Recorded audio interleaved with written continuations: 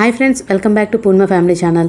మీలో ఎంతమందికి దీని గురించి తెలుసా అనేది కామెంట్ సెక్షన్లో పెట్టండి. దీని పేరు మీరు ఏమంటారనేది కామెంట్ సెక్షన్లో పెట్టండి. మేమైతే దబ్బకాయ అంటామండి. అంటే చూడడానికి కొంచెం పెద్ద సైజు నిమ్మకాయలా ఉంటుంది అనమాట. ఇది పచ్చడి అయితే చేసుకోవచ్చు, చాలా బాగుంటుంది. దీనికి ఎక్కువ సామాన్లు ఏం పడవండి, చాలా తక్కువ ఇంగ్రీడియంట్స్తోనే మనం సింపుల్గా చేసుకోవచ్చు. ఎండుమిరపకాయలు ఒక 4-5 తీసుకుంటే సరిపోతుంది. చూసారు కదా ఎలా ఉన్నదో, పెద్ద సైజు లెమన్ అండి, పుల్లగా అగరుగా అయితే ఉంటుంది అనమాట. అందుకని ఆ అగరు పులుపుదానం పోగొట్టడం కోసం మనం బెల్లం అయితే వేసుకుంటాము. కొంచెం ఉప్పు, కారం, ఎండుమిర్చి, ఇది ఈ దబ్బకాయ, బెల్లం అంతేనండి. ఇంకా అంతకుమించి ఎక్కువేం యూజ్ అవసరం లేదు.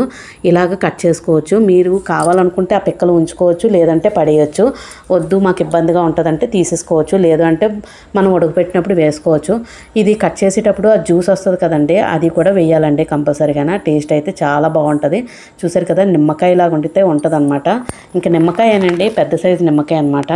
చూసారు కదా, ఇలాగ మీకు ఏ సైజు ముక్కలు కావాలనుకుంటే ఆ సైజు ముక్కలు అయితే ఇలా కట్ చేసుకోండి. మీరు ఈ దబ్బకాయని ఎలాగ తయారు చేసుకుంటారంటే కింద కామెంట్ సెక్షన్లో పెట్టండి. మేమైతే ఇలాగే తయారు చేసుకుంటాము. ముందుగా కొంచెం ఆయిల్ వేసుకొని ఆ ఎండుమిర్చి వేసుకొని ఫ్రై చేయాలండి, లేదు అంటే పచ్చివాసన వస్తుంది డైరెక్ట్గా ఎండుమిరపకాయ వేస్తే. ఆ తర్వాత దబ్బకాయ ముక్కలు వేసుకొని కొంచెం సాల్ట్, కొంచెం కారం వేసుకొని కొంచెం బాగా మగ్గించుకోవాలండి. కొంచెం వాటర్ వేసుకొని మగ్గిస్తే కొంచెం బాగా ఉడుకుతుంది. ఒకవేళ మీకు ఇలాగ టైం టేకెన్ అనుకుంటే మాత్రం కుక్కర్లో అయితే పెట్టుకోండి. కుక్కర్లో పెట్టుకుంటే మెత్తగా ఉడికిపోద్ది అనమాట. ఉడికిపోయాక మనం కొంచెం బాగా తురుముకొని ఉంచుకోవాలండి. కొంచెం బెల్లం ఎక్కువే పడుతుందండి ఇందులోనే, ఎందుకంటే కొంచెం అగరును పులుపు ఎక్కువగా ఉండడం వల్ల కొంచెం బెల్లం అయితే ఎక్కువే పడుతుంది. అందుకని బెల్లం ఇలా తురుముకొని ఉంచుకోండి ముందుగానే.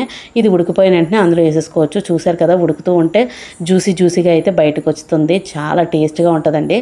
మనకి ఏదైనా కఫంగా అనిపించినా, గొంతుకు బాగోలేకపోయినా, దగ్గది ఎక్కువగా వచ్చినా ఇది కొంచెం తింటే మాత్రం ప్రాణానికి హాయిగా ఉంటుంది అనమాట.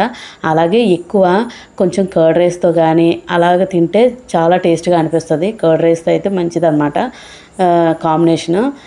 చూసారు కదా, అలాగ కొంచెం బెల్లం వేసుకొని ఇలా ఉడికించుకునేసరికి ఇలాగైతే వచ్చిందండి. చాలా బాగుంటుంది. కొంచెం చల్లారిన తర్వాత మనం ఒక బాక్స్లో అయితే స్టోర్ చేసుకొని ఉంచుకుంటే చాలా రోజులైతే ఉంటుంది. మీకు అంతగా డౌట్ అనుకుంటే కొంచెం వాటర్ అది తగలకుండా ఉంచుకోండి. ఫ్రిడ్జ్లో పెట్టుకుంటే ఇంకా చాలా ఎక్కువ రోజులు అయితే ఉంటుంది అనమాట. చూసారు కదా, చూడడానికి ఎంత నోరు ఊరిపోతుంది. మీకు కూడా తప్పకుండా ఈ దబ్బకాయ కానీ దొరికితే మాత్రం ఇలా తప్పకుండా ట్రై చేసి చూడండి, చాలా టేస్ట్గా అయితే ఉంటుంది. చూసారు కదా, ఫైనల్లో అయితే నేను ఈ బాక్స్లో అయితే వేసుకొని ఇంకా మనం డైలీ అయితే టేస్ట్ చేయడానికి చాలా బాగుంటుంది. మీకు ఈ వీడియో నచ్చితే లైక్ చేయండి, షేర్ చేయండి, సబ్స్క్రైబ్ చేసుకోవడం మాత్రం అస్సలు మర్చిపోకండి. పక్కన ఉన్న బెల్ ఐకాన్ క్లిక్ చేస్తే నేను వీడియోస్ పెట్టగానే నోటిఫికేషన్లు వచ్చేస్తాయి, వెంటనే చూసేయచ్చు.